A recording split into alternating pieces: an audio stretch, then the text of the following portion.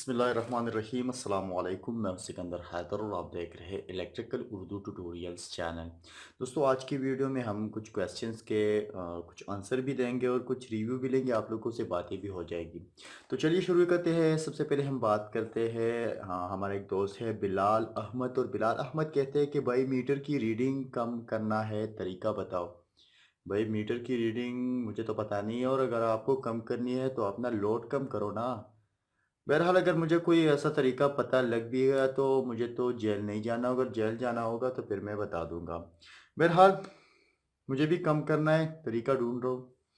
उसके बाद जाहिर अहमद कहते हैं कि ओवरलोड रिली, जो सीटी टाइप रिली होती है, उसकी वायरिंग कनेक्शन बताओ। तो वायरिंग कनेक्शन मैं जल्दी आपको बताने वाला हूँ इंशाल्लाह। उसमें हम बात करेंगे उसकी प्रैक्टिकल वीडियो ट्यूटोरियल के बारे में, और उसको हम एज ए पैस पैलरी भी इस्तेमाल में लाएंगे, ठीक है।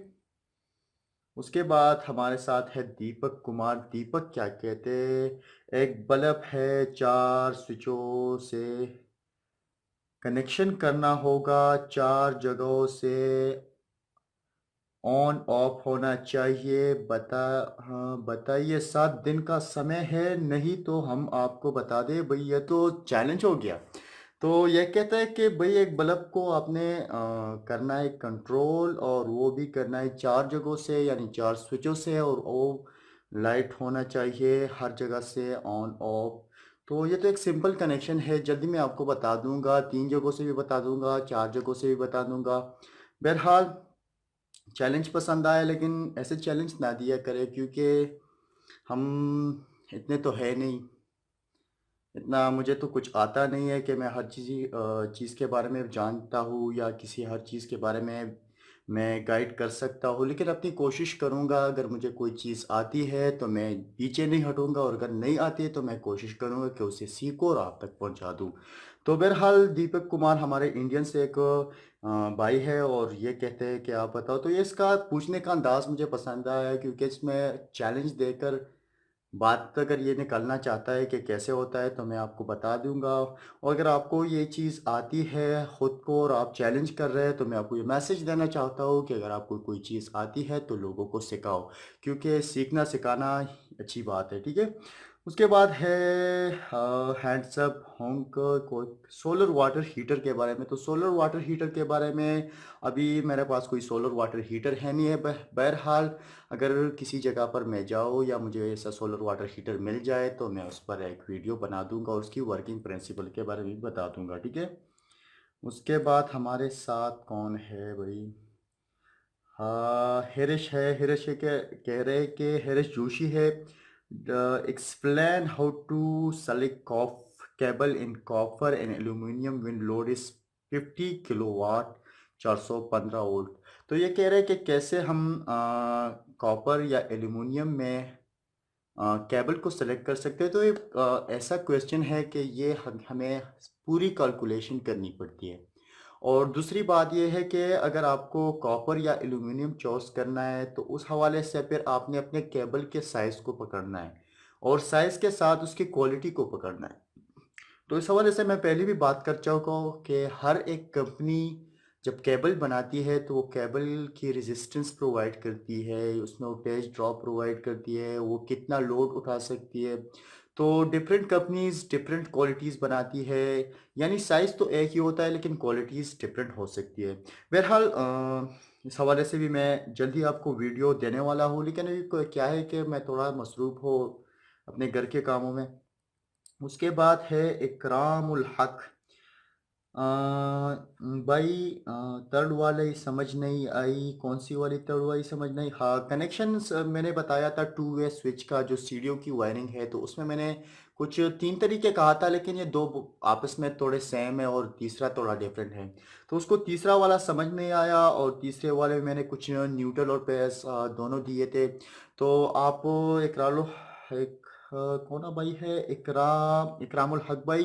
तो आप टेंशन ना लें, मैं जल्द ही ये प्रैक्टिकल में आप लोगों को समझाने वाला हूँ, इसकी प्रैक्टिकल वीडियो ट्यूटोरियल जल्द ही अपलोड हो जाएगी। उसके बाद कौन है भाई, हमारे पास राकेश है। राकेश है कि आरसीसीबी 32 एम्पेयर 30 मिली एम्पेयर का प्राइस कितना होगा? तो भाई आरसीसीबी की डिफरेंट प्राइसेस होती है, डिफरेंट कंपनीज़ के प्राइसेस अलग-अलग हो सकती है, लेकिन आपको अगर ऑनलाइन देखना है तो ऑनलाइन आप जस्ट सर्च मारिए और अगर आपको ऑनलाइन एक चीज़ 5,000 की मिलती है तो आप पकड़ लीजिए कि मार्केट में हमें 4.5 की मिल जाएगी। लेकिन ये चीज़ें बहुत ही महंगी होती है। अगर हम पाकिस्तान में हम अपने बात करें तो अगर हम एक 2 पोल सर्किट ब्रेकर 63 एम्पेयर का ख़रीदना चाहते हो और वो हैगर कंपनी में ख़रीदना चाहते हो तो हमें मिलता है तकरीबन 1850 रुपए तक का मिल जाता है पाकिस्तानी रुपीस में। तो ये जो चीज़ें होती है वो अगर आप नए खरीदना चाहते हो तो आपको महँगी पड़ सकती है, लेकिन हर एक चीज़ आपको सेकंड हैंड मिल जाती है। ज़्यादातर हम सेकंड हैंड ही चीज़ अपने लिए खरीदते हैं और वो काम भी अच्छी करती है। उसके बाद है मोहसिन कहता है sir please explain power factor. तो ये पावर फैक्टर हम जल्दी एक्सप्लेन कर देंगे। उसकी सारी कैलकुलेशन मैं करने वाला हूँ और सारी चीज़ें मैंने तो अब कई एक्सपर्ट्स हैं जो हमारे दोस्त भी हैं और उनका ज़्यादा स्पीड में बहुत एक्सपीरियंस है, कई का 35 साल। एक हमारे भाई है अब्दुल्ला भाई, तो अब्दुल्ला भाई बहुत ही अ, अगर हम कहें कि हमारे इस इंडस्ट्रियल वायरिंग में शाना है। और उसके साथ हमारे साथ एक दूसरा है बाबू गुल। तो आपको ये नाम इसलिए बता रहा हूँ कि वो बादशाह है इस चीज़ों की। तो उन लोगों के साथ मैंने बैठा मैं उसके साथ बैठा था उस तो सारे फार्मूले हमने कलेक्ट कर दिए और फिर हम उस पर एक अंदर रिव्यू देने वाले हैं। तो उसके बाद हम ये सारी चीज़ें एक्सप्लेन कर देंगे। उसके बाद है एक क्वेश्चन दूसरा होना चाहिए, अभी मैं दिखाई देता हूँ कि कौन है हमारे साथ। दूसरा है मिश्रा है कह रहे कि आई हैव ए सिंगल पैस electric supply have wiring of 3 ACS in 3 rooms. I shall not be using ACS to geyser in 2 bathroom and normal lighting fan accessories. Please tell me which are CCB I required, which milliampere 63 ampere milliampere और 3 तो इसका कहना है कि मेरे साथ अपने घर में कुछ एसीज लगे हुए हैं, कुछ वाटर ग्रीजर लगे हुए हैं और उसके साथ मेरे साथ है ये सारे लोड। तो मुझे कौन सा आरसीसीबी इस्तेमाल करना चाहिए? तो दोस्तों उसने कहा कि 63 मिली एम्पेयर का सॉरी 30 मिली एम्पेयर का या 100 मिली एम्पेयर का इस्तेमाल करना चाहिए, ठीक है। तो मैं आपको यहाँ पर बताता चलूँ कि आउटलेट्स के लिए अगर आपने इस्तेमाल करना है तो आप इस्तेमाल कर सकते हैं 30 मिली एम्पेयर के। यानी अगर ये सिंपल सा एक वायर आपका दीवार से थोड़ा सा लग भी जाए तो ये ट्रिप हो जाती है। उसके बाद अगर हम मैं अपनी बात करूँ, ये मैं अपने आप से कह रहा हूँ, अगर आप ग्रीज़र की बात करें तो उसमें होता है नेल यानी नमी होती है। तो उसके लिए अगर आप 30 मिली एम्पेयर को इस्तेमाल करेंगे तो हो सकता है वो हमेशा ट्रिप होता हो, क्योंकि अगर मैं अपने ग्रीज़र की बात करूँ तो जब बारिश हो जाती है तो वो उस पर पानी आ जाता है, ठीक है। तो उस वजह से मेरा जो 100 मिली एम्पेयर का है ना वो भी ट्रिप होता है, ठीक है।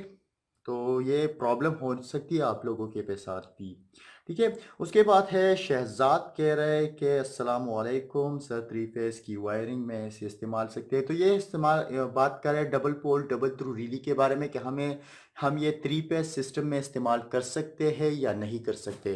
तो इसके लिए मैं कह देता हूँ कि 3 फेस सिस्टम में इसका कोई ख़ास इस्तेमाल है नहीं और ना ही हम कर सकते हैं। बहरहाल अगर आप 3 फेस सिस्टम में इस्तेमाल करना चाहते हो चेंज ओवर के ज़रिए, चेंज ओवर या कंट्रोलिंग के लिए, तो आप एक कॉन्डक्टर को इस्तेमाल कर सकते हो या एक 3 पोल एमसीसीबी को या एमसीबी को इस्तेमाल में ला सकते हो। या अगर आपने प्रोटेक्शन करनी है तो आप एक 4 पोल आरसीसीबी को भी इस्तेमाल में ला सकते हो, ठीक है।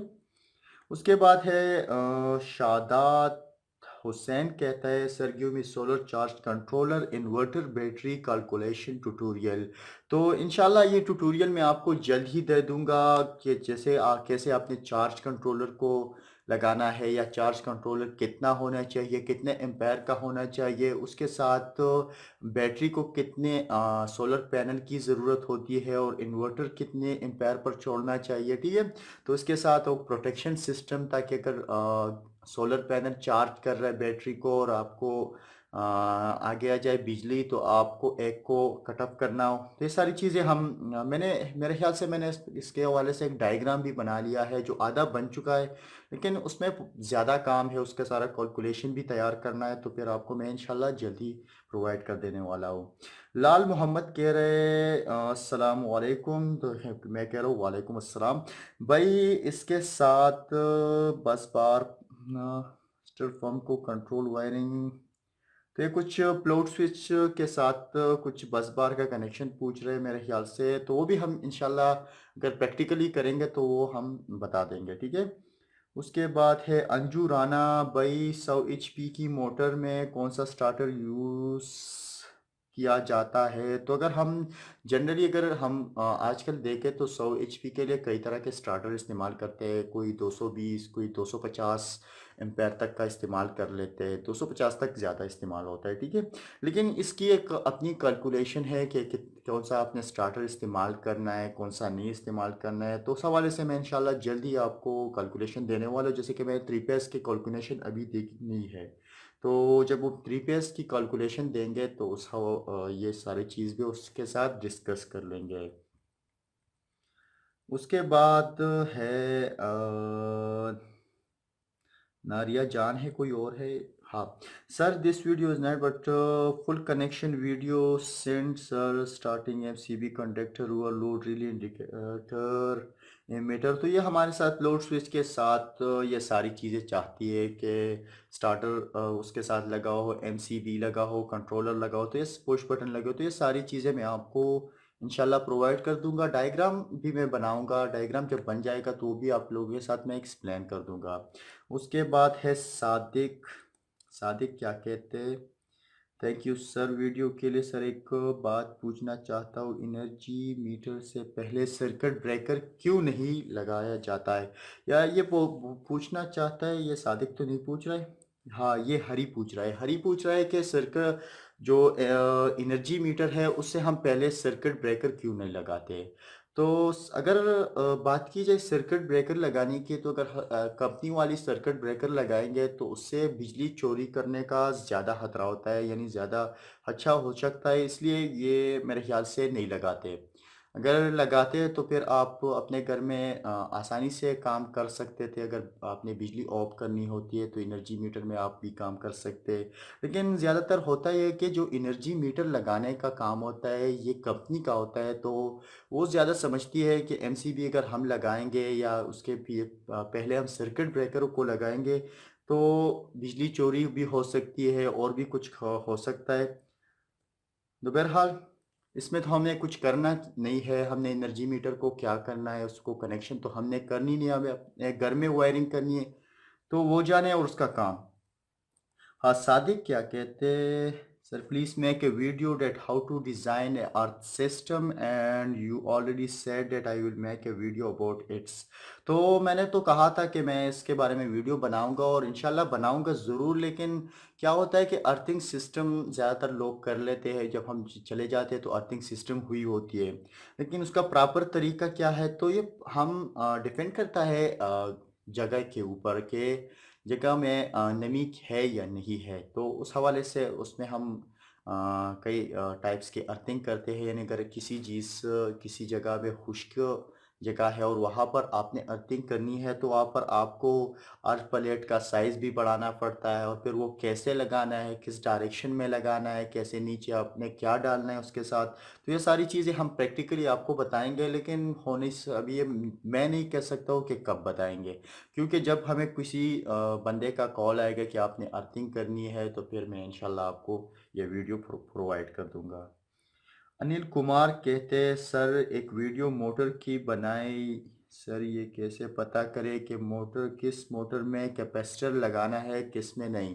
तो अगर हम सिंगल पेज मोटर की बात करें तो सिंगल पेज मोटर में हमें कैपेसिटर की ज़रूरत होती है ताकि मोटर स्टार्ट हो सके। कैपेसिटर उसको प्रोवाइड करता है लीडिंग पावर फैक्टर उस स्टार्टिंग कॉइल्स को।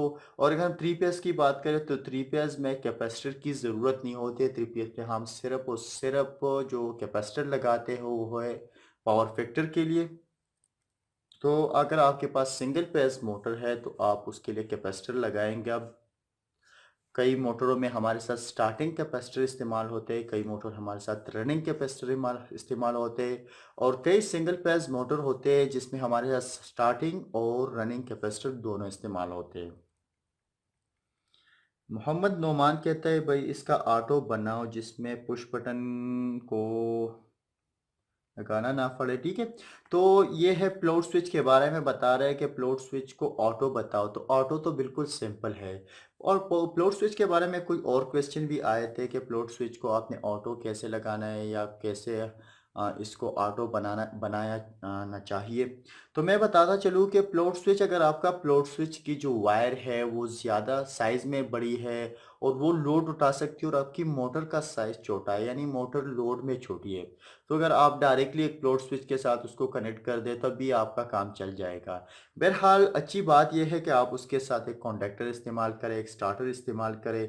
और अगर आपने इसको ऑटो बनाना है तो सिंपली आपने इसमें पुश बटन छोड़ने और डायरेक्टली जो प्लॉट स्विच को सप्लाई प्रोवाइड करनी है, वहाँ से जो सप्लाई आएगी वो कंडक्टर के कॉइल को प्रोवाइड कर दे और कंडक्टर के कॉइल को न्यूट्रल भी प्रोवाइड कर दे। तो जब अगर प्लॉट स्विच से सप्लाई आएगी, कंडक्टर बैठेगा, मोटर स्टार्ट होगा, अगर नहीं आएगी तो मोटर स्टार्ट नहीं होगा, ठीक है।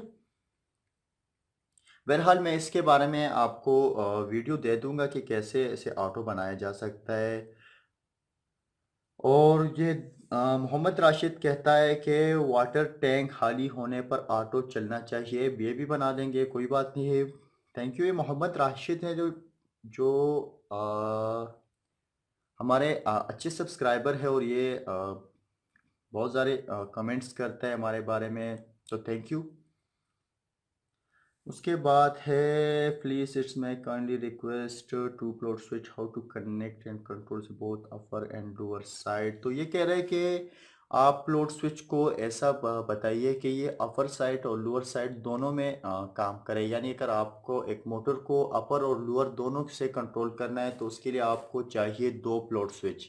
तो उसको हम एक सीरीज कनेक्शन बना देंगे और आपको वो भी समझा देंगे, ठीक है। तो मेरे साथ ये क्वेश्चन ख़त्म हो गए। मैं ज़्यादा क्वेश्चन नहीं ले पाया क्योंकि यहाँ पर बहुत सारे क्वेश्चन है, अभी ये वीडियो बहुत लंबी पड़। इसी के साथ ट्यूटोरियल ख़त्म होती है। मज़ीद ट्यूटोरियल के लिए हमारे यूट्यूब चैनल को सब्सक्राइब कीजिए, हमें अपने दुआ में याद रखिए। अल्लाह हाफ़िज़।